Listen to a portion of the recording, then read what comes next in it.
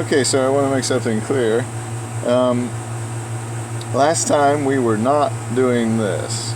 We had, if you look up here, there are no parentheses in there, right? No parentheses. So it was not this here. It was not that. We didn't get that. Okay. What we did was we were down here. There were no parentheses until we started factoring. Once we started factoring, then we got parentheses, right?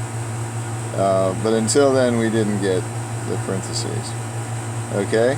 So just to be clear, there's two different... You might forget which one we're doing. It's not that. Okay? It's this one.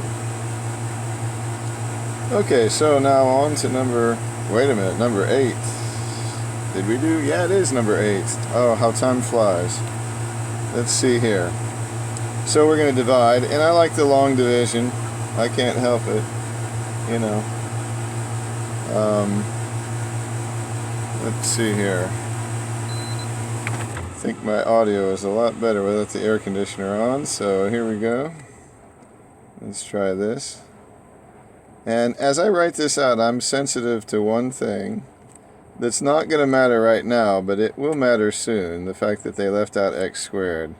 And I write a 0. That's really good practice to write a 0 for every one they leave out. You can see that it's descending form, x to the 5th on down to no x, or, you know, I could write x to the 0, because that doesn't count. But anyway, I guess, yeah, we'll go ahead. So we have, how many times does 2 go into 14? Well, 7 times, and there's 2 x's.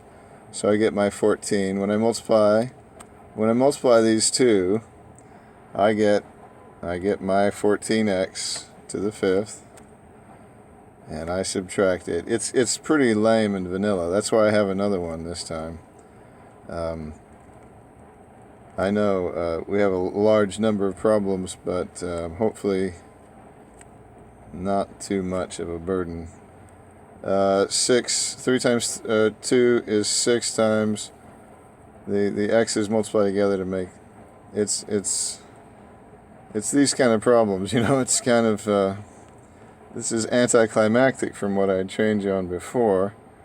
Okay, this is a little exciting, I guess. How do we get a 5 out of a 2? Well, we put what we don't want on the bottom and what we do want on the top. 5 out of 2. I don't need an x, because I already have x to the 3rd. So that leaves me with x to the 3rd. 5x to the 3rd. My 0 comes down, don't care. My negative x comes down. My negative 4, because the x to the 0 is just 1. And I can't, you know, try as I might, I can't make that. I could do the fraction thing for the last one, but I'm stuck with a remainder. So I'm going to say plus negative x, negative 4 over 2x to the 3rd. Notice that I always put the remainder over the divisor. There's the divisor, and I put it down here underneath the remainder. Okay. And I could rewrite that. I could say 7x squared plus 3x plus 5 over 2 minus x plus 4, and I could make the top positive, and I think I like that better. But the other isn't wrong.